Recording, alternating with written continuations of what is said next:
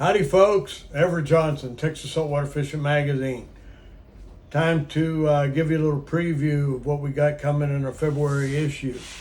So February's maybe the most popular big trout month of the whole calendar, and with good reason. Back in 1996, Jim Wallace caught a state record fish in February.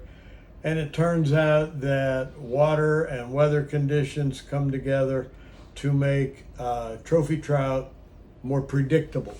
So, lots of folks going to be hitting the water, going to be hoping for that fish of a lifetime. And we've got a whole lot of good tips and information in the February issue for you. And I want to bring your attention to all of it. Don't miss a single page.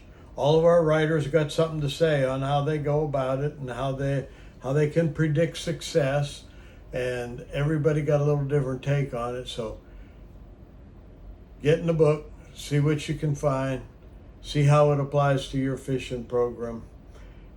I want to just say a few more words about the December freeze back at Christmas time. Man, did we ever come within a whisker of a widespread fish kill, especially along the middle coast. Many conditions were prime for that to happen. A couple factors actually 4 factors saved us.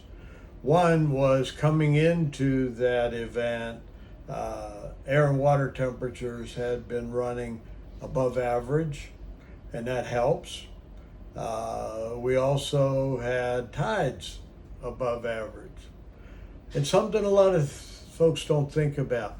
So when a big front hits and it hits suddenly, it's like a hammer. It pushes water all across the bay to the south shoreline. And actually that tide on the south shoreline can be seen to increase almost 2 feet in some of the, especially middle coast bays.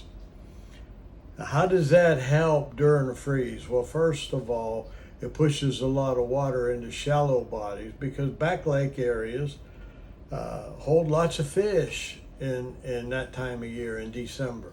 And all through, except in extreme cold, all through the winter months, actually, the back lakes are great fishing.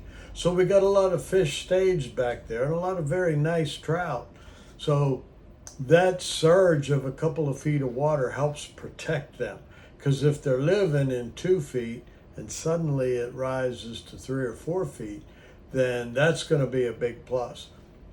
Not only that, but when that north wind starts to recede as the front goes across, and the north wind is no longer pushing water across the bay to the south shoreline, that water is going to flow very rapidly out of those backwater areas and off of that south shoreline.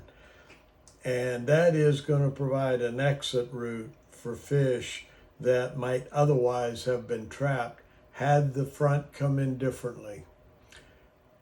We were lucky. We were very lucky.